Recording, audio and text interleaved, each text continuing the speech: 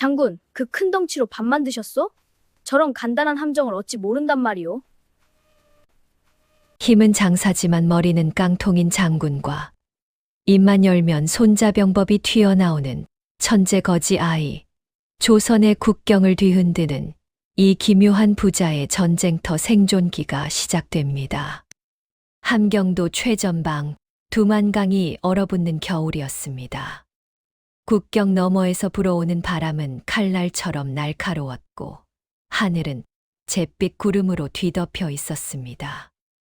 이곳 경원부 성체를 지키는 조선군은 겨우 300명, 그나마 제대로 된 군사는 100명도 채 되지 않았습니다. 나머지는 농민들을 급하게 징집한 오합지졸에 불과했습니다. 이 열악한 국경 수비대를 이끄는 장수가 바로 곽팔두 장군이었습니다. 그의 이름 석자만 들어도 여진족들이 벌벌 떨었습니다. 키가 8척이 넘고 주먹 하나가 사람 얼굴만 했습니다.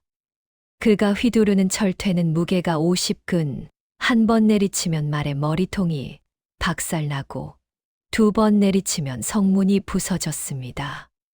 곽팔두는 싸움에서만큼은 천하무적이었습니다. 하지만 글을 읽거나 작전을 짜는 일은 영 재주가 없었습니다. 장군, 적들이 삼면에서 포위망을 좁혀오고 있습니다. 부장 이천석이 급히 보고했습니다. 곽팔두는 투구를 벗어 땅에 내던지며 거칠게 외쳤습니다. 포위를 하든 말든 덤벼들면 다 때려 눕히면 그만 아니냐. 하지만 이번 상황은 달랐습니다.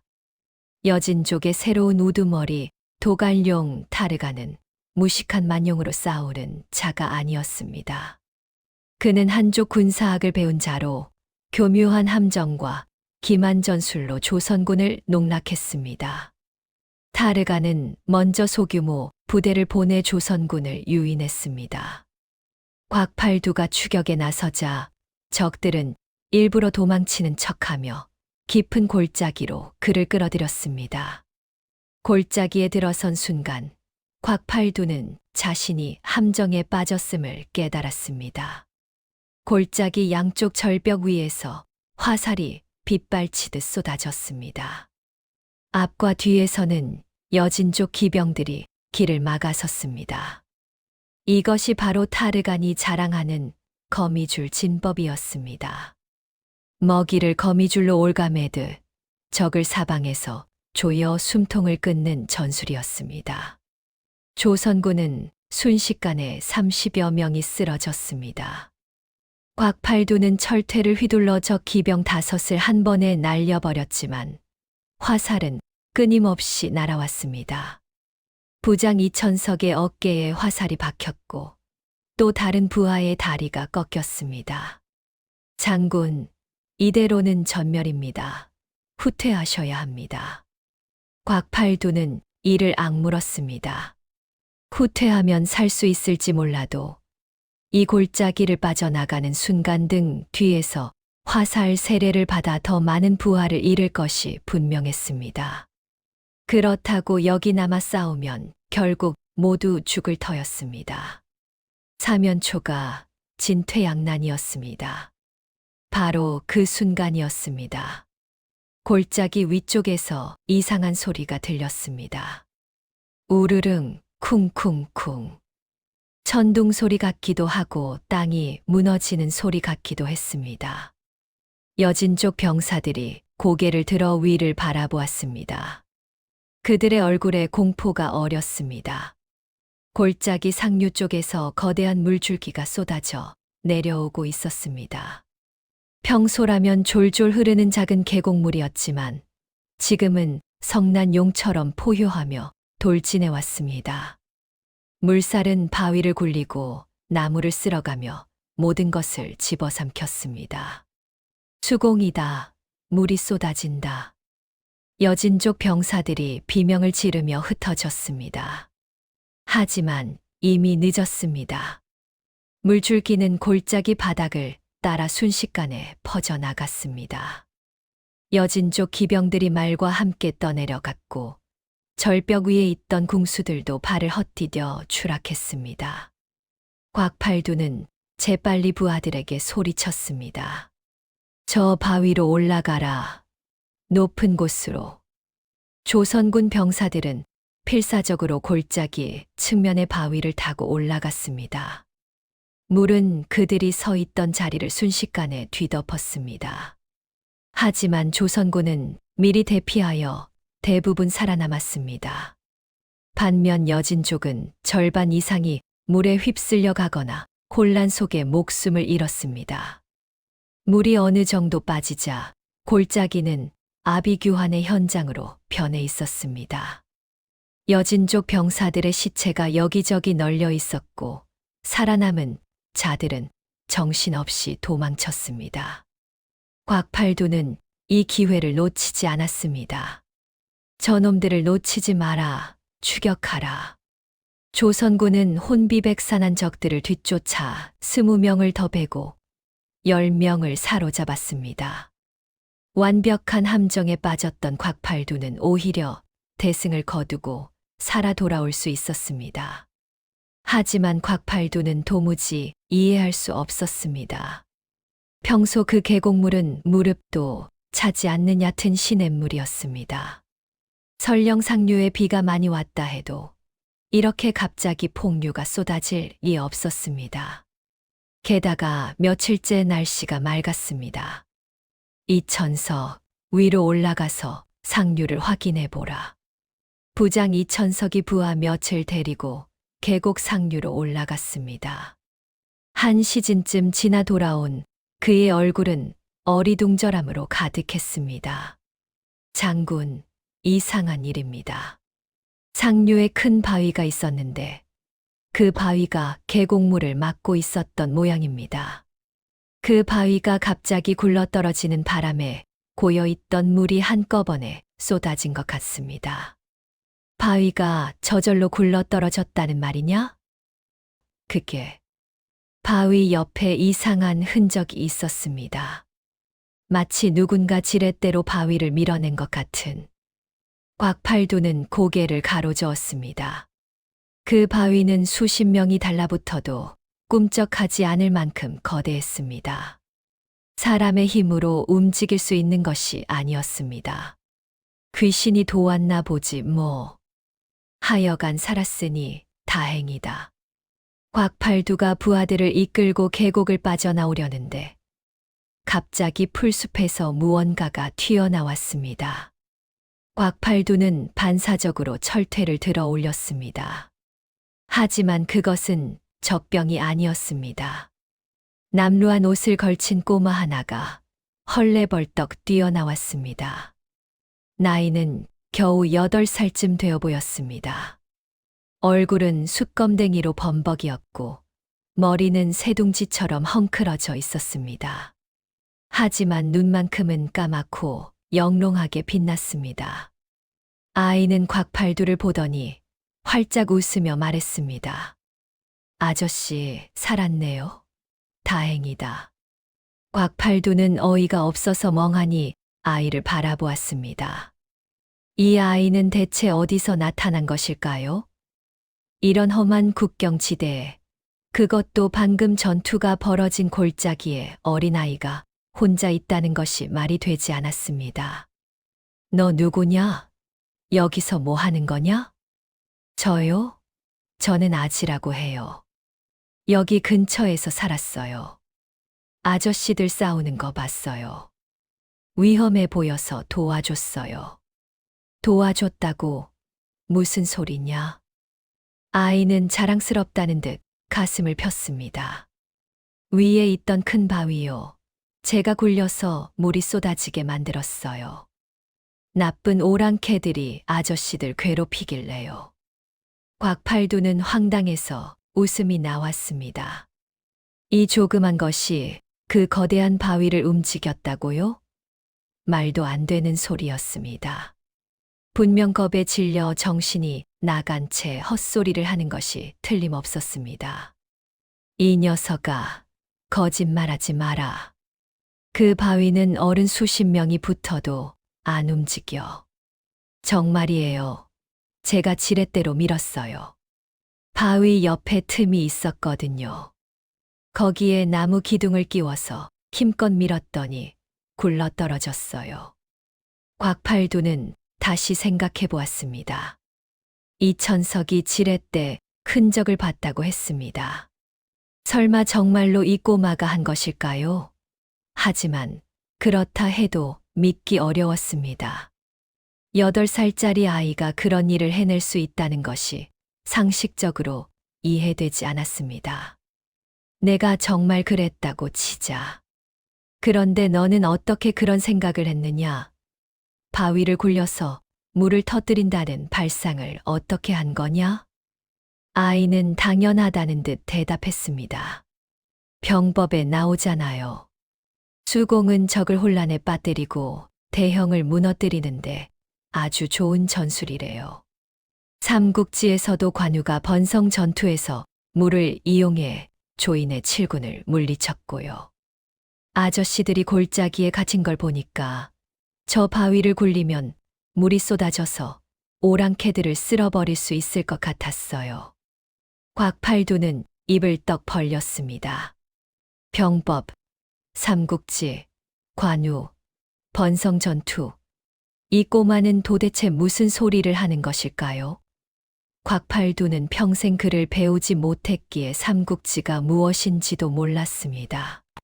관우라는 이름은 들어봤지만 그가 무슨 일을 했는지는 전혀 모르고 있었습니다. 너, 그를 아느냐? 네, 할아버지가 가르쳐 주셨어요. 사서삼경은 다 읽었고 병법서도 육도삼약, 손자병법, 오자병법 같은 건 다 봤어요. 곽팔두는 자기 귀를 의심했습니다. 8살짜리 꼬마가 사서삼경을 읽었다고요? 병법서까지 공부했다고요? 도대체 이 아이의 정체가 무엇일까요? 내 할아버지는 누구시냐? 너는 어디 양반집 도련님이냐? 아이의 얼굴이 갑자기 어두워졌습니다. 까맣던 눈동자에 슬픔이 스쳤습니다. 할아버지는 작년에 돌아가셨어요. 할아버지는 대제학이었어요. 하지만 영모에 연루되었다는 누명을 쓰고 귀양을 왔어요. 여기 함경도 끝자락까지요. 결국 이곳에서 돌아가셨어요. 곽팔두는 아연실색했습니다. 대제학이라면 조선에서 가장 높은 학자가 아닙니까? 그런 분의 손자가 이런 변방에서 거지꼴로 떠돌고 있다니요. 그럼 너는 지금 혼자 사는 거냐? 네. 할아버지 돌아가시고 나서 갈 데가 없었어요. 그래서 여기저기 떠돌아다니면서 나물도 캐고 물고기도 잡아먹으면서 살았어요. 곽팔두의 마음 한구석이 저려왔습니다.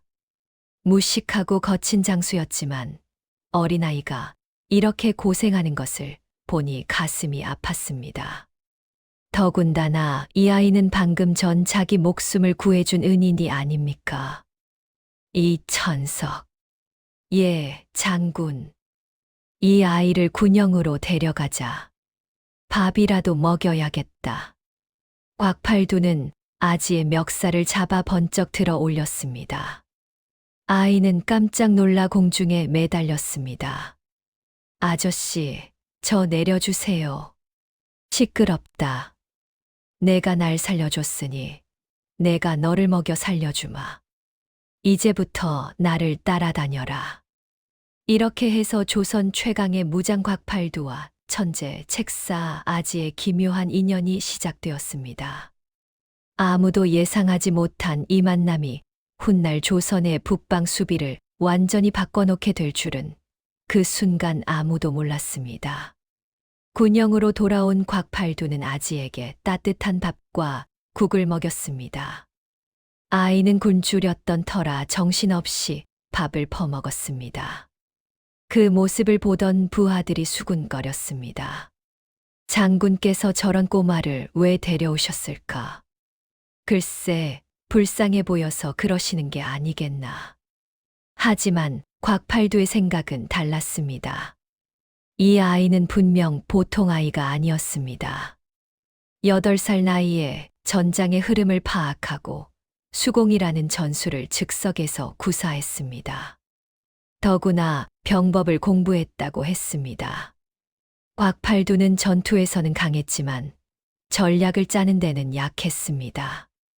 혹시 이 아이가 자신에게 도움이 되지 않을까 하는 생각이 들었습니다. 밥을 다 먹은 아지가 배를 두드리며 만족스러워했습니다. 아저씨, 고마워요. 정말 오랜만에 배불리 먹었어요. 아저씨라고 부르지 마라. 나는 곽팔두 장군이다. 장군님이라고 불러야 하나요? 그냥 편하게 불러라. 그나저나 너 정말 병법을 안다고 했지? 네, 할아버지가 열심히 가르쳐 주셨어요. 곽팔두는 잠시 생각하다가 결심했다는 듯 말했습니다. 좋다. 너 나한테 병법을 가르쳐 줄 수 있겠느냐? 아지의 눈이 반짝였습니다. 정말요. 제가 장군님께 병법을 가르쳐 드려도 돼요? 그래. 대신 조건이 있다. 너는 오늘부터 내 양자가 되는 거다. 내가 너를 먹여 살리고 보살펴 줄 테니 너는 나한테 글과 병법을 가르쳐라. 어떠냐? 아지는 잠시 망설였습니다. 할아버지께서 돌아가신 뒤로 의지할 곳이 없었습니다.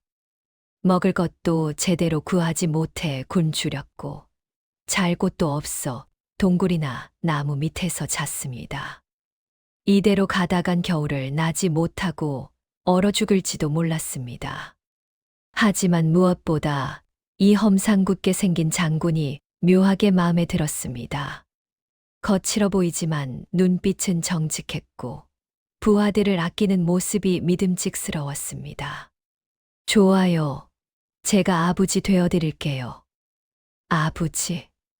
네, 양아버지니까 아버지죠. 곽팔두는 피식 웃었습니다.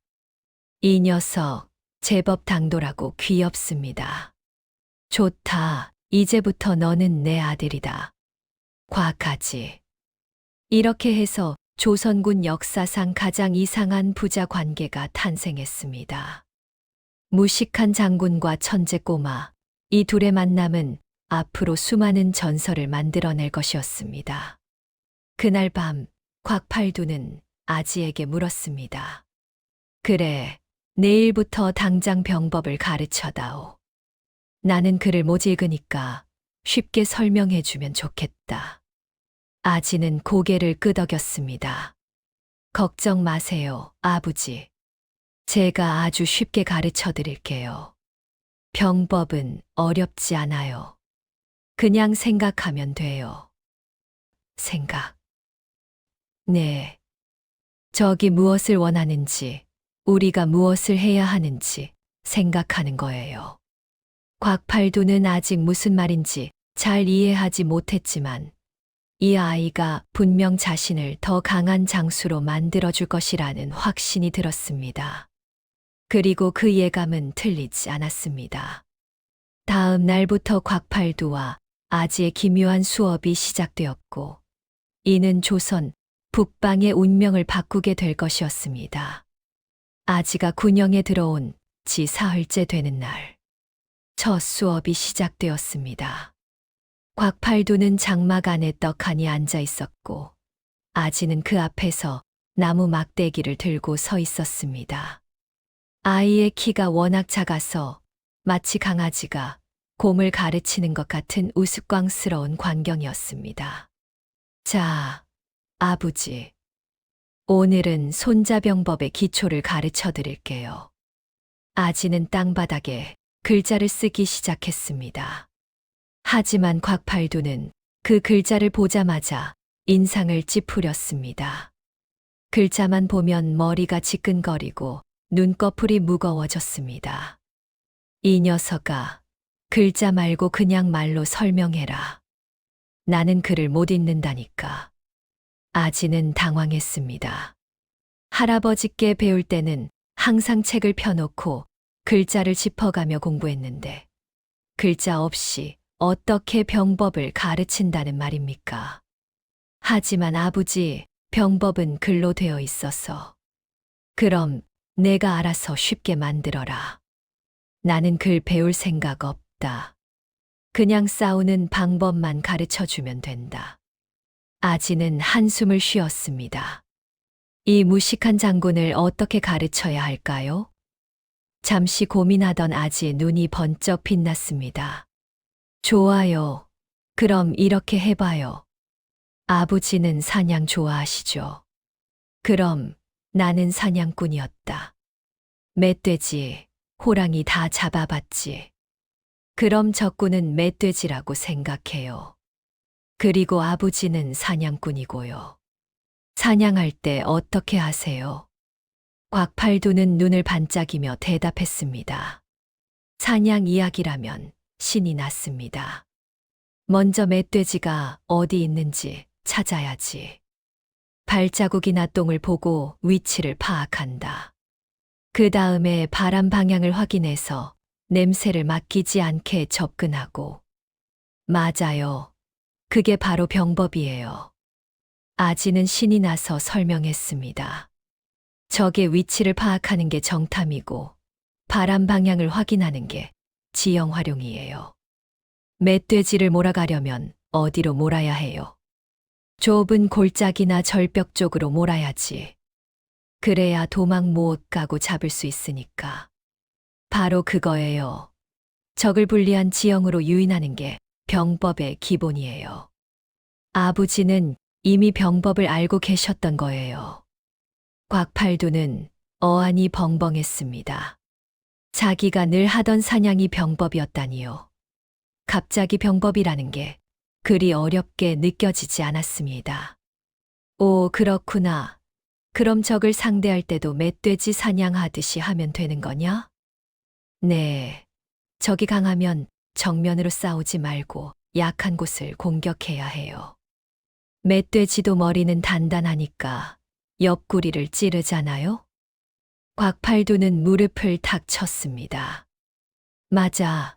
머리를 때리면 손만 아프지.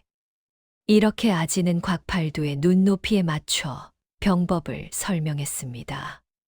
어려운 한자어 대신 사냥, 농사, 장사 같은 일상적인 비유를 들었습니다. 곽팔두는 이제 병법 공부가 재미있어졌습니다. 아지야, 그럼 만약 적이 우리보다 수가 많으면 어떻게 해야 하느냐? 사슴떼를 생각해봐요. 한꺼번에 덤비면 사슴들이 다 도망가잖아요. 그럴 때는 어떻게 해요? 한 마리씩 떼어내서 잡지. 무리에서 떨어진 놈을 노린다. 바로 그거예요. 적의 부대를 나눠서 하나씩 격파하는 거예요. 이걸 분산격파라고 해요. 수업은 점점 흥미로워졌습니다. 아지는 곽팔두가 이해할 때까지 참을성 있게 설명했고, 곽팔두는 자신의 경험을 병법과 연결시키기 시작했습니다.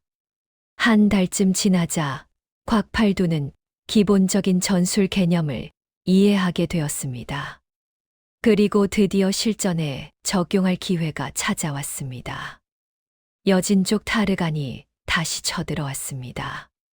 이번에는 500기병을 이끌고 조선군 진지를 정면으로 공격해왔습니다. 부장 이천석이 급히 보고했습니다. 장군, 적들이 대군을 이끌고 쳐들어옵니다. 우리는 겨우 200명밖에 안 됩니다. 예전 같았으면 곽팔두는 덤벼라, 다 쳐부수면 그만이다 라고 소리쳤을 것입니다. 하지만 이번에는 달랐습니다. 곽팔두는 침착하게 아지를 불렀습니다. 아지야, 이리 와봐라. 아지가 쪼르르 달려왔습니다. 곽팔두는 지형을 가리키며 물었습니다. 저놈들이 저쪽에서 몰려온다. 우리가 수적으로 불리한데 어떻게 하면 좋겠느냐? 아지는 잠시 생각하더니 대답했습니다. 아버지, 저쪽 숲을 보세요. 나무가 빽빽하죠. 기병은 숲에서 제대로 싸우지 못해요. 우리가 저 숲으로 적을 유인하면 어떨까요? 곽팔두는 고개를 끄덕였습니다. 좋다. 그럼 소규모 부대를 보내 적을 도발하고 일부러 도망치는 척하며 숲으로 끌어들이자. 숲속에서는 우리가 유리하다. 작전은 정확히 들어맞았습니다. 곽팔두가 직접 50명을 이끌고 나가 적을 도발했습니다. 타르간의 기병대는 분노하여 추격했습니다. 곽팔두는 일부러 천천히 도망치며 적을 숲 깊숙이 끌어들였습니다. 숲속에 들어서자 기병들은 제대로 말을 몰지 못했습니다. 나무가 가로막았고 덤불이 발목을 잡았습니다. 바로 그때 숲속에 매복해 있던 조선군이 일제히 공격했습니다. 화살이 쏟아졌고 창병들이 튀어나와 말 다리를 찔렀습니다. 여진족 기병들은 혼비백산하여 도망쳤습니다. 타르간은 100여 명을 잃고 겨우 후퇴했습니다. 조선군의 피해는 겨우 10명 남짓이었습니다. 완벽한 승리였습니다. 병사들은 환호했습니다. 장군님 만세, 우리가 이겼다. 곽팔두는 아지의 머리를 쓰다듬으며 말했습니다. 이 녀석 제법인데 덕분에 적은 피해로 크게 이겼다. 아지는 쑥스럽게 웃었습니다. 아버지가 잘 따라주셨어요. 병법대로 하니까 쉽죠. 이 승리를 시작으로 곽팔두 부대는 연전연승했습니다. 타르간이 다시 쳐들어오면 아지가 전술을 짜고 곽팔두가 실행했습니다. 어떨 때는 야습을 걸었고 어떨 때는 허를 찌르는 기습 공격을 했습니다. 또 어떨 때는 거짓 퇴각으로 적을 함정에 빠뜨렸습니다. 석 달 만에 곽팔두는 여진족과의 전투에서 7번을 싸워 7번을 이겼습니다. 여진족들은 곽팔두 부대를 도깨비 부대라고 불렀습니다. 어디서 나타날지 모르고 언제 공격할지 예측할 수 없었기 때문입니다. 소문은 한양까지 퍼졌습니다. 병조판서는 곽팔두의 전공을 왕에게 보고했습니다. 전하, 함경도 곽팔두 장군이 여진족을 연파하여 큰 공을 세웠습니다. 임금은 기뻐하며 물었습니다. 곽팔두, 그 무식하기로 유명한 장수 아니냐? 어찌 갑자기 그리 지략이 뛰어나졌느냐? 병조판서도 고개를 갸우뚱했습니다. 신도 그것이 궁금하옵니다. 듣자 하니 요즘 곁에 어린 참모를 두고 있다 하옵니다. 어린 참모, 예, 겨우 8살쯤 된 아이라고 하옵니다. 그 아이가 병법을 가르친다고 하옵니다. 신하들은 웃음을 터뜨렸습니다. 8살짜리가 장군을 가르친다니 말도 안 되는 소문이옵니다. 하지만 임금은 진지하게 말했습니다. 결과가 좋으면 그만이 아니냐. 곽팔두가 아이를 참모로 삼든 개를 참모로 삼든 이기기만 하면 되느니라. 곽팔두의 명성은 날로 높아졌습니다. 하지만 명성이 높아질수록 시기와 질투도 커졌습니다. 특히 한양의 권력자들은 곽팔두를 못마땅하게 여겼습니다. 변방의 무식한 장수가 너무 유명해지면 조정의 권위가 서지 않는다고 생각했기 때문입니다. 그 중에서도 가장 곽팔두를 싫어한 사람이 있었습니다. 바로 최판서였습니다. 최판서는 본래 아지의 할아버지를 영모로 몰아넣은 장본인이었습니다. 아지의 집안이 몰락한 것도 모두 최판서의 음모 때문이었습니다. 최판서는 곽팔두 곁에 있는 아이가 바로 그 집안의 손자라는 사실을 아직 몰랐습니다. 하지만 곽팔두의 명성이 커지는 것이 불안했습니다. 언젠가는 자신의 지위를 위협할 수도 있었기 때문입니다. 곽팔두, 놈을 제거해야 한다. 최 판서는 신복을 불러 은밀히 지시했습니다. 함경도에 감찰사를 보내라. 곽팔두의 허물을 찾아내어 탄핵하도록 하라. 하지만 곽팔두는 청렴결백했습니다. 군량을 횡령한 적도 없었고 백성을 괴롭힌 적도 없었습니다. 아무리 조사해도 잘못을 찾을 수 없었습니다. 최 판서는 고민하다가 다른 방법을 생각해냈습니다. 곽팔두의 공이 모두 거짓이라고 주장하라. 전공을 부풀렸다고 몰아붙여라. 이것은 위험한 계략이었습니다. 전공을 속인 것으로 드러나면 곽팔두는 관직을 잃고 심하면 목숨까지 위태로워질 수 있었습니다. 한편 곽팔두와 아지는 이런 음모가 꾸며지고 있는 줄도 모르고 평화로운 나날을 보내고 있었습니다. 아지는 날마다 곽팔두에게 병법을 가르쳤고 곽팔두는 점점 더 훌륭한 장수로 성장했습니다. 어느 날 저녁 두 사람은 성벽 위에 앉아 노을을 바라보고 있었습니다. 곽팔두가 물었습니다. 아지야, 너는 나중에 뭐가 되고 싶으냐? 아지는 잠시 생각하다가 대답했습니다. 저는 할아버지처럼 훌륭한 학자가 되고 싶어요.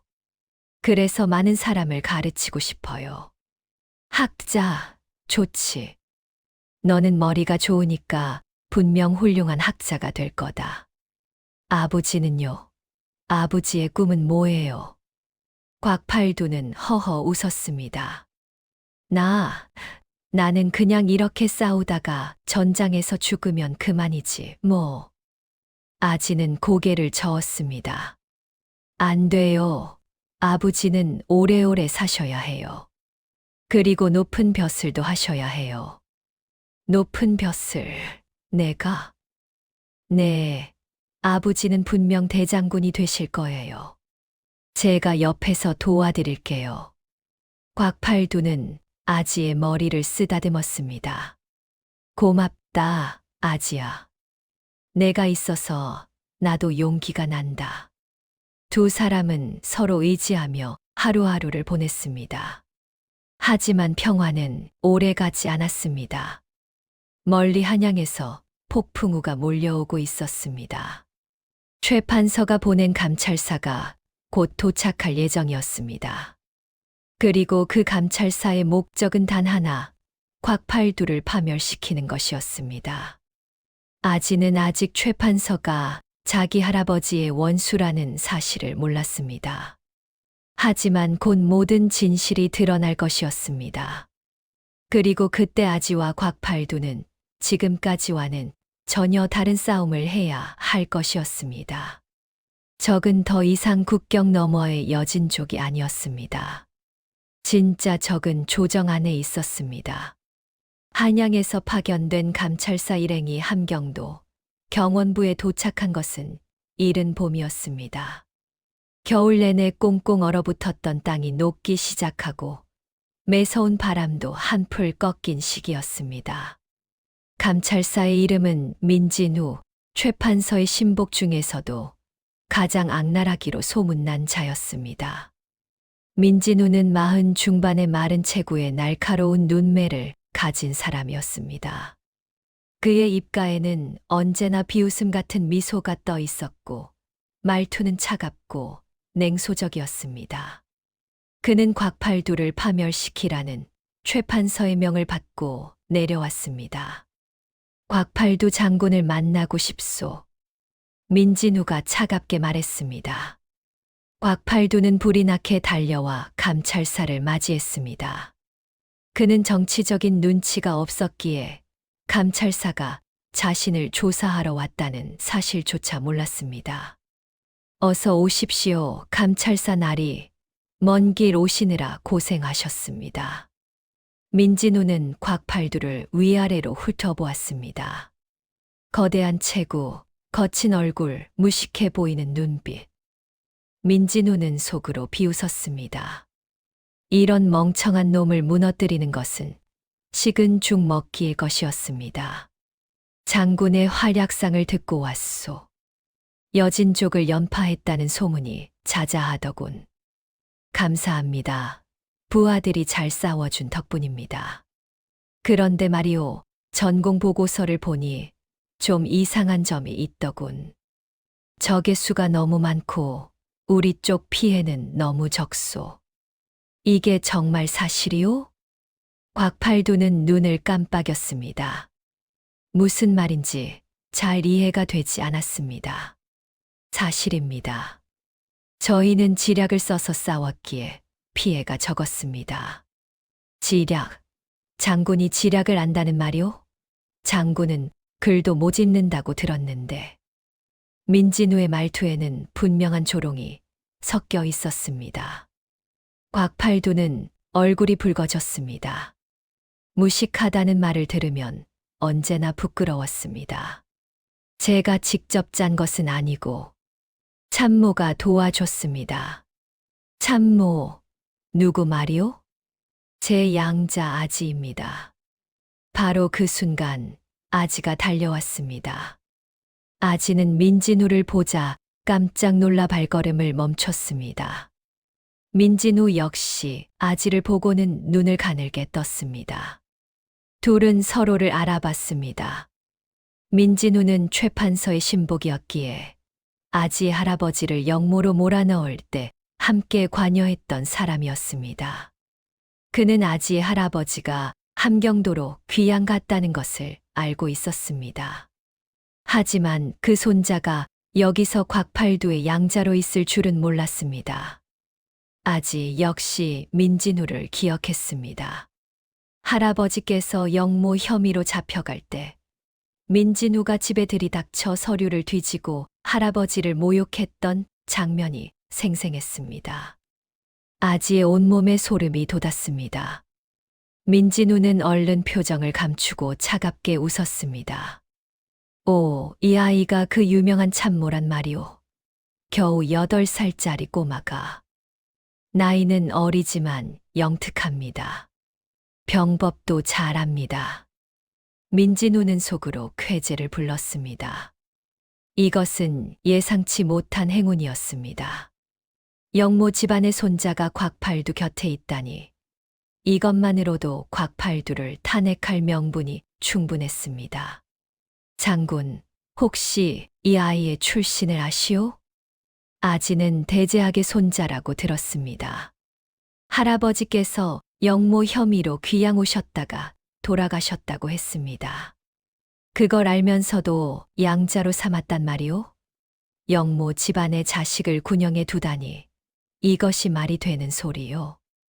곽팔두는 당황했습니다. 하지만 아지는 아무 잘못이 없습니다. 할아버지의 죄가 손자에게까지 미칠 수는 없지 않습니까? 법은 그렇지 않소. 영모 집안의 자손은 3대까지 벼슬할 수 없소. 더군다나 군사 기밀을 다루는 참모 역할을 시키다니 이것은 중대한 문제요. 민진우는 여기서 그치지 않았습니다. 그는 본격적으로 곽팔두를 몰아붙이기 시작했습니다.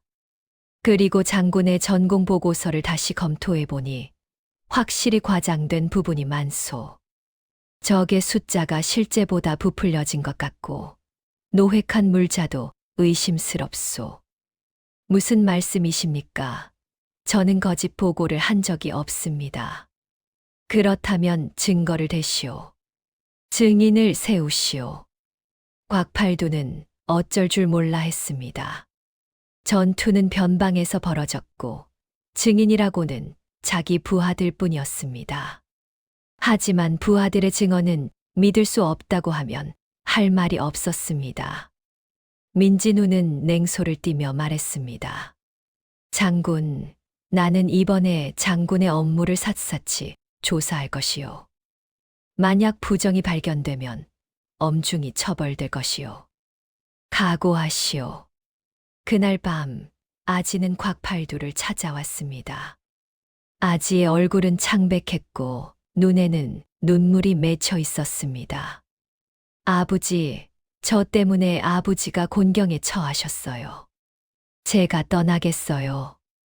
곽팔두는 아지의 어깨를 꽉 잡았습니다. 무슨 소리냐? 너는 내 아들이다. 어디 가지 마라. 하지만 저는 영모 집안의 손자예요. 제가 여기 있으면 아버지에게 누가 될 뿐이에요. 아지야, 나는 내가 잘못한 게 하나도 없다고 생각한다. 내 할아버지의 죄도 억울한 것이라고 믿는다. 그러니 두려워하지 마라. 하지만 민진우는 집요했습니다. 그는 곽팔두의 모든 기록을 조사했고 부하들을 신문했으며 심지어 전투가 벌어진 현장까지 찾아가 조사했습니다. 하지만 아무리 조사해도 곽팔두의 잘못을 찾을 수 없었습니다. 그의 전공보고는 모두 사실이었고 부하들도 한결같이 곽팔두를 칭찬했습니다. 민진우는 분노했습니다. 이대로는 곽팔두를 무너뜨릴 수 없었습니다. 그는 더 악랄한 계략을 꾸미기 시작했습니다. 마침 여진족 타르간으로부터 은밀한 사신이 찾아왔습니다. 타르간은 조선 내부의 부패한 관리들과 종종 거래를 했습니다. 인삼이나 모피를 팔고 그 대가로 정보를 얻거나 편의를 봐달라고 요청하곤 했습니다. 민진우는 타르간의 사신을 몰래 만났습니다. 내가 성문을 열어줄 테니 너희가 습격해라. 대신 곽팔두를 죽이지 말고 생포해라. 그리고 그 아이도 잡아라. 타르간은 처음에는 의심했지만 민진우가 내민 조건이 너무 좋았습니다. 성문을 열어준다면 조선군을 쉽게 습격할 수 있었습니다. 게다가 곽팔두만 제거하면 앞으로 변방 침략이 훨씬 쉬워질 것이었습니다. 좋다. 사흘 뒤 밤에 습격하겠다. 민진우는 음흉하게 웃었습니다. 계획은 이랬습니다. 먼저 여진족이 성을 습격하게 만들고 그 혼란 속에서 곽팔두가 무능하게 대처하도록 만드는 것이었습니다. 그리고 아지를 인질로 잡아 한양으로 데려가면 곽팔두는 자연스럽게 무너질 것이었습니다. 하지만 민진우는 한 가지를 계산하지 못했습니다. 아지가 얼마나 영리한지를요. 아지는 민진우에 거쳐 근처를 몰래 지나가다가 수상한 대화 소리를 들었습니다. 창문 틈으로 몰래 엿보니 민진우가 여진족 사신과 이야기를 나누고 있었습니다. 아지는 소스라치게 놀랐습니다. 조선의 관리가 적과 내통하다니 이것은 반역 행위였습니다. 아지는 재빨리 곽팔두에게 달려가 이 사실을 알렸습니다. 아버지, 큰일 났어요. 민진우가 여진족과 짜고 성을 습격하기로 했어요. 곽팔두는 분노로 얼굴이 붉어졌습니다. 뭐라고? 그 개자식이 감히. 사흘 뒤 밤에 습격한대요. 성문을 열어준다고 했어요. 곽팔두는 주먹을 불끈 쥐었습니다. 당장 민진우를 잡아 목을 비틀고 싶었습니다. 하지만 아지가 말렸습니다. 아버지, 지금 감찰사를 해치면 아버지가 역적이 돼요. 증거가 필요해요. 증거, 어떻게 증거를 잡는다. 아지는 잠시 생각하더니 말했습니다. 민진우가 타르간과 주고받은 서찰이 있을 거예요. 그걸 찾아야 해요. 그리고 사흘 뒤 습격이 벌어질 때 우리가 미리 준비해서 적을 물리치면 민진우의 계획이 틀어질 거예요. 곽팔두는 고개를 끄덕였습니다. 좋다. 그럼 어떻게 하면 좋겠느냐? 일단 민진우 몰래 병사들에게 준비 태세를 갖추게 해요. 그리고 제가 민진우의 거처에 몰래 들어가서 서찰을 찾아볼게요. 안 돼. 너무 위험하다. 아버지, 저밖에 없어요. 저는 어리니까 의심받지 않아요. 제가 할게요. 곽팔두는 걱정스러웠지만 결국 허락했습니다. 아지는 그날 밤 민진우의 거처에 몰래 잠입했습니다. 다행히 민진우는 술에 취해 잠들어 있었습니다. 아지는 조심스럽게 방 안을 뒤졌습니다. 서한 서랍 속에서 아지는 여러 서류를 발견했습니다. 그 중에는 타르간과 주고받은 서찰도 있었습니다. 서찰에는 습격 날짜와 성문을 열어주겠다는 약속이 명확히 적혀 있었습니다. 더 놀라운 것은 최 판서가 민진우에게 보낸 편지도 있었다는 것입니다. 그 편지에는 곽팔두를 제거하라는 명령이 적혀 있었습니다. 아지는 조심스럽게 서찰들을 품속에 넣고 빠져나왔습니다. 심장이 터질 듯 뛰었지만 무사히 밖으로 나올 수 있었습니다. 아버지, 찾았어요. 곽팔두는 서찰을 보고는 이를 갈았습니다. 이 개자식들, 나라를 팔아먹는 역적들. 아버지, 이제 우리가 민진우를 잡을 수 있어요. 하지만 먼저 여진족부터 막아야 해요. 곽팔두는 고개를 끄덕이고 부하들을 소집했습니다. 사흘 뒤밤, 여진족이 습격해온다. 하지만 우리는 이미 알고 있다. 놈들을 완전히 격파할 것이다. 부하들은 함성을 질렀습니다. 곽팔두와 아지는 치밀하게 작전을 짰습니다. 민진우가 성문을 열어주면 그 순간을 이용해 적을 함정에 빠뜨리기로 했습니다. 사흘이 지나고 드디어 운명의 밤이 찾아왔습니다. 민진우는 몰래 성문 쪽으로 향했습니다. 그는 성문을 지키는 병사들에게 거짓 명령을 내렸습니다. 내가 점검하겠다. 모두 물러가라. 병사들이 물러나자 민진우는 성문의 빗장을 풀었습니다. 바로 그때 어둠 속에서 여진족 기병대가 달려왔습니다. 타르간이 직접 500기병을 이끌고 왔습니다. 민진우는 만족스럽게 웃으며 성문을 활짝 열었습니다. 여진족 기병들이 우르르 성 안으로 쏟아져 들어왔습니다. 하지만 바로 그 순간 성벽 위에서 함성이 터졌습니다. 쏴라. 수백 개의 화살이 일제히 쏟아졌습니다. 성문 안쪽은 함정이었습니다. 좁은 통로 양쪽에 방패를 든 창병들이 대기하고 있었고 성벽 위에는 궁수들이 즐비했습니다.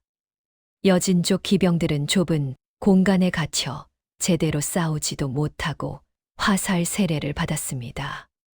이게 무슨 일이냐? 타르간이 외쳤습니다. 분명 성문이 열렸는데 왜 조선군이 대비하고 있는 것입니까? 민진우는 얼어붙었습니다. 계획이 완전히 틀어졌습니다. 곽팔두가 철퇴를 들고 나타났습니다. 타르간, 내 목을 가지러 왔다. 곽팔두는 적진 한가운데로 뛰어들어 타르간을 향해 돌진했습니다. 타르간은 칼을 들고 맞섰지만 곽팔두의 철퇴 한 방에 칼이 부러졌습니다. 곽팔두는 타르간의 가슴을 철퇴로 내리쳤고 타르간은 피를 토하며 말에서 떨어졌습니다. 우두머리가 죽었다. 도망쳐라. 여진족 병사들은 혼비백산하여 도망쳤습니다. 조선군은 추격하여 300여 명을 베고 100여 명을 사로잡았습니다. 완벽한 대승이었습니다. 하지만 싸움은 아직 끝나지 않았습니다. 진짜 적은 따로 있었습니다. 민진우는 몰래 도망치려 했지만 아지가 미리 그 길목을 막아두었습니다. 민진우, 넌 어디로 도망가려고? 곽팔두가 민진우를 붙잡았습니다. 민진우는 발악했습니다. 너라, 나는 임금께서 보내신 감찰사다. 감찰사가 적과 내통하느냐? 내 죄를 밝힐 증거가 있다. 아지가 앞으로 나서며 서찰을 꺼냈습니다. 여기 있어요. 민진우가 타르간과 주고받은 서찰이에요.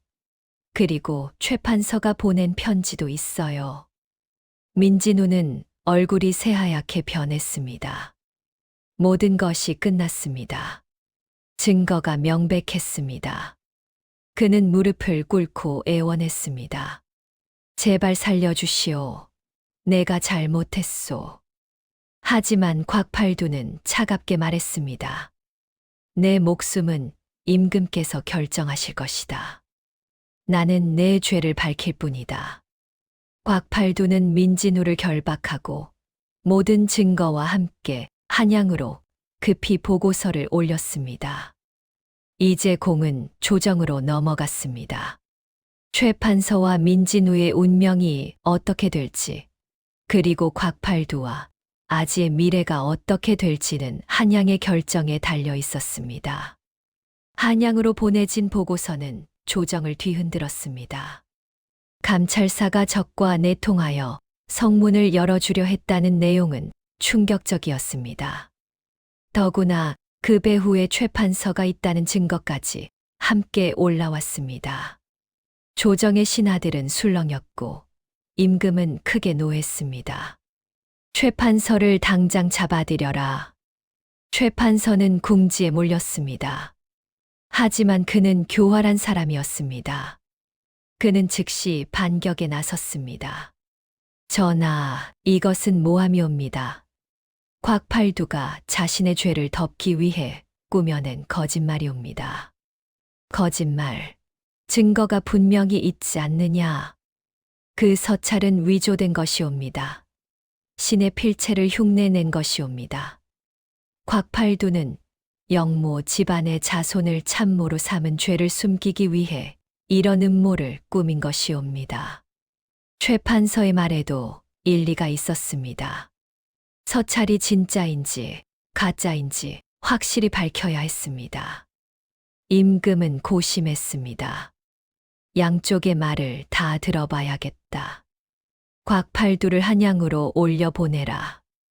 그리고 최 판서도 국문하도록 하라. 곽팔두는 한양으로 올라오라는 명을 받았습니다. 하지만 변방을 비울 수 없었기에 아지만 데리고 한양으로 향했습니다. 부장 이천석에게 군영을 맡기고 떠났습니다. 한양으로 가는 길은 멀고 험했습니다. 한 달 가까이 걸렸습니다. 그동안 곽팔두는 걱정이 태산 같았습니다. 아지야, 내가 한양에 가서 제대로 말을 할 수 있을까? 나는 말 주변도 없고 글도 모르는데. 아지는 곽팔두를 위로했습니다. 아버지, 걱정 마세요. 진실은 반드시 밝혀질 거예요. 우리에게는 증거가 있잖아요. 하지만 최 판서는 권력자다. 나 같은 변방 장수가 이길 수 있을까? 정의는 힘보다 강해요. 할아버지께서 그렇게 가르쳐 주셨어요. 마침내 두 사람은 한양에 도착했습니다. 곽팔두는 처음 보는 거대한 도성에 압도당했습니다. 높은 성벽, 웅장한 궁궐, 수많은 사람들. 모든 것이 낯설고 두려웠습니다. 다음 날, 임금 앞에서 국문이 시작되었습니다. 한쪽에는 곽팔두와 아지가, 다른 쪽에는 최 판서가 서 있었습니다. 임금은 높은 어좌에 앉아 두 사람을 내려다보았습니다. 곽팔두, 내가 올린 고발이 사실이냐? 예, 전하. 감찰사 민진후가 여진 족과 내통하여 성문을 열어주려 했습니다. 그리고 그 배후에 최 판서가 있었습니다. 최 판서가 버럭 소리쳤습니다. 거짓말이옵니다. 이자는 영모 집안의 자손을 참모로 삼은 죄를 숨기려고 신을 모함하는 것이옵니다. 임금이 아지를 보았습니다. 저 아이가 바로 영모 집안의 손자냐? 곽팔두가 대답했습니다. 예, 전하. 하지만 아지는 아무 잘못이 없습니다. 그 아이의 할아버지도 억울한 누명을 쓴 것이옵니다. 최 판서가 냉소했습니다. 억울한 누명. 그때 영모의 증거가 분명했소. 역적의 편을 드는 것도 죄요. 아지가 앞으로 나섰습니다. 작은 몸이었지만 눈빛만큼은 당당했습니다. 전하, 할아버지는 억울하게 역모로 몰리셨습니다. 할아버지는 평생 나라를 위해 일하신 분이셨습니다. 하지만 최판서가 권력을 위해 할아버지를 제거한 것입니다. 내 이놈, 감히 어른을 모함하느냐? 최판서가 손가락으로 아지를 가리키며 소리쳤습니다.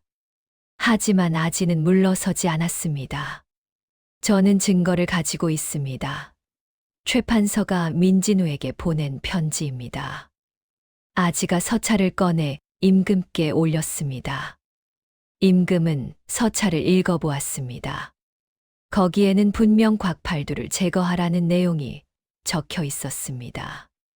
필체를 확인해 보니 최판서의 것이 맞았습니다. 최판서는 당황했지만 빠르게 변명했습니다. 전하, 그 편지는 단지 곽팔두의 업무를 제대로 조사하라는 뜻이었을 뿐이옵니다. 제거하라는 것은 그의 잘못을 밝히라는 의미였습니다.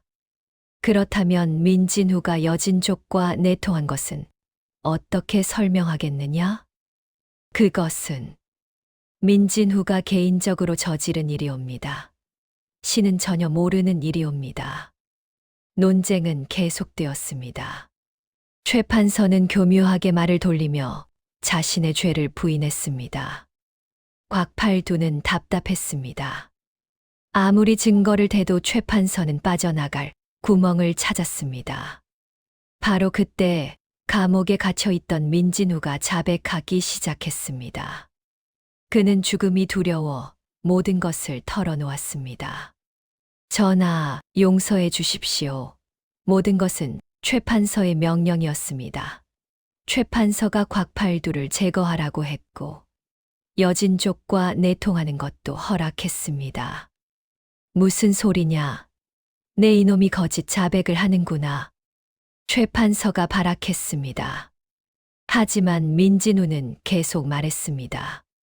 최판서는 예전에 아지 할아버지를 역모로 몰아넣을 때도 증거를 조작했습니다. 없는 죄를 만들어냈습니다. 신도 그때 함께 가담했습니다. 조정이 술렁였습니다. 이것이 사실이라면 최판서는 무고한 사람을 역적으로 만든 것입니다. 엄청난 죄였습니다. 임금은 냉정하게 말했습니다. 증거를 다시 조사하라. 당시 역모 사건의 기록을 모두 가져오라. 며칠간 치밀한 조사가 이어졌습니다. 옛 기록을 하나하나 뜯어보니 과연 이상한 점이 발견되었습니다. 증거로 제시되었던 서신의 필체가 일치하지 않았고 증인들의 진술도 앞뒤가 맞지 않았습니다. 모든 것이 조작되었다는 사실이 밝혀졌습니다. 아지의 할아버지는 정말로 억울한 누명을 쓴 것이었습니다. 그리고 그 배후에는 최판서가 있었습니다. 최판서는 정적을 제거하기 위해 대제학을 역적으로 몰아넣었던 것입니다. 진실이 밝혀지자 최판서는 더 이상 발뺌할 수 없었습니다. 그는 무릎을 꿇고 용서를 빌었습니다. 전하, 신이 잘못했습니다. 제발 목숨만은 살려주십시오. 임금은 차갑게 말했습니다. 무고한 사람을 역적으로 만들고 충신을 모함하고 적과 내통한 죄는 용서할 수 없다. 최판서는 차명에 처하고 민진우도 같은 형벌을 받을 것이다. 최판서와 민진우는 끌려나갔습니다. 조정의 신하들은 환호했습니다.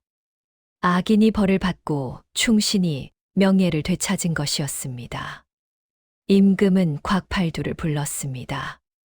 곽팔두, 내가 변방을 잘 지켰고 역적을 밝혀낸 공이 크다. 너를 평안도 절도사로 임명한다. 앞으로도 나라를 잘 지켜다오. 감사하옵니다. 전하. 곽팔두는 기뻐서 눈물을 흘렸습니다.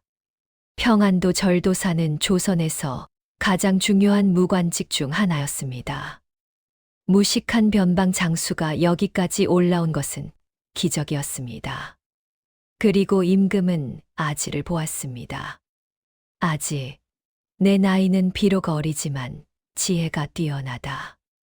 그리고 내 할아버지의 누명을 벗겨주었으니 가문의 명예도 회복되었다. 너에게 특별히 벼슬을 내리고자 하는데 무엇을 원하느냐? 아지는 잠시 생각하다가 대답했습니다. 전하, 저는 아직 어리고 배울 것이 많습니다. 벼슬보다는 학문을 더 닦고 싶습니다. 그리고 아버지 곁에서 계속 나라를 돕고 싶습니다. 임금은 흐뭇하게 웃었습니다. 훌륭한 마음가짐이로다. 그렇다면 너를 조선 최초의 유년 책사로 임명한다.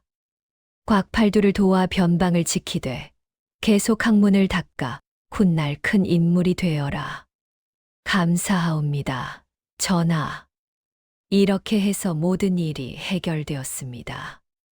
곽팔두는 평안도 절도사가 되어 더 넓은 지역을 관할하게 되었고, 아지는 정식으로 책사 직책을 받아 곽팔두를 보좌하게 되었습니다. 아지의 할아버지도 명예를 회복하여 가문의 누명이 완전히 벗겨졌습니다. 두 사람은 다시 북방으로 돌아왔습니다. 부하들은 두 사람을 열렬히 환영했습니다. 절도사님 만세, 책사님 만세.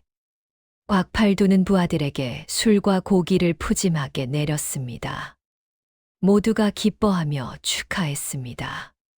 그날 밤, 곽팔두와 아지는 성벽 위에 나란히 앉아 노을을 바라보았습니다. 하늘은 붉게 물들어 있었고 지평선 너머로 해가 지고 있었습니다. 멀리 두만강이 유유히 흐르고 산맥이 웅장하게 펼쳐져 있었습니다. 이 땅을 지키는 것이 그들의 사명이었습니다. 곽팔두가 사과 하나를 꺼내 반으로 쪼갰습니다. 아지야, 하나 먹어라. 고마워요, 아버지. 두 사람은 사과를 나눠 먹으며 조용히 앉아 있었습니다. 말은 없었지만 마음은 통했습니다. 무식한 장군과 천재 꼬마, 이 이상한 부자는 서로를 통해 성장했습니다. 곽팔두는 아지를 통해 지혜를 배웠고, 아지는 곽팔두를 통해 용기를 배웠습니다. 아버지, 앞으로 우리 뭐 할까요? 뭐긴 뭐냐, 계속 나라를 지키지. 그게 우리 일이다. 그럼 제가 계속 아버지 옆에 있어도 돼요? 당연하지. 너는 내 아들이니까. 아지는 웃었습니다. 할아버지를 잃고 혼자가 되었을 때는 세상이 끝난 것 같았습니다. 하지만 이제는 새로운 가족이 생겼습니다. 곽팔두라는 든든한 아버지, 그리고 부하들이라는 형제들. 아지는 더 이상 외롭지 않았습니다. 곽팔두도 마음이 따뜻했습니다. 평생 혼자 살아온 그에게 아지는 처음으로 생긴 가족이었습니다. 이 작은 아이가 자신의 인생을 완전히 바꿔놓았습니다. 무식한 장수에서 훌륭한 지휘관이 되었고, 외로운 전사에서 따뜻한 아버지가 되었습니다. 아지야, 우리 앞으로도 계속 함께하자. 너는 머리를 쓰고 나는 힘을 쓰고, 그러면 뭐 이길 적이 없다. 네, 아버지, 우리 둘이 힘을 합치면 무엇이든 할 수 있어요. 두 사람은 웃으며 사과를 먹었습니다. 해는 완전히 지고 하늘에는 별들이 하나둘 떠올랐습니다. 차가운 밤바람이 불었지만 두 사람의 마음은 따뜻했습니다. 이렇게 조선 최강의 도깨비 부대 이야기는 끝이 났습니다. 하지만 곽팔두와 아지의 전설은 계속되었습니다. 그들은 앞으로도 수많은 전투를 치르고 수많은 승리를 거두었습니다. 그들의 이름은 변방을 넘어 조선 팔도에 퍼졌고 훗날 역사책에 기록되었습니다. 무식한 장수와 천재 꼬마가 만나 이룬 기적. 힘과 지혜가 합쳐져 탄생한 전설. 이것이 바로 곽팔두와 아지의 이야기였습니다. 세월이 흘러 아지는 자라서 훌륭한 학자이자 군사 전략가가 되었습니다. 곽팔두는 나이가 들어서도 여전히 최전선을 지켰습니다. 두 사람은 평생을 함께하며 조선의 북방을 굳건히 지켰습니다. 후세 사람들은 그들을 이렇게 기억했습니다. 힘만 믿던 장수가 지혜를 만나 진정한 명장이 되었고, 의지할 곳 없던 아이가 용기를 만나 위대한 책사가 되었다. 그들의 만남은 우연이 아니라 운명이었다. 그리고 그들이 함께 나눠 먹던 사과처럼 그들의 우정과 신뢰는 달콤하고 영원했습니다. 변방에 차가운 바람이 불어도 전쟁의 포화가 쏟아져도 그들은 서로를 의지하며 끝까지 함께했습니다. 이것이 바로 조선 최강의 도깨비 부대 곽팔두와 아지의 진짜 이야기입니다.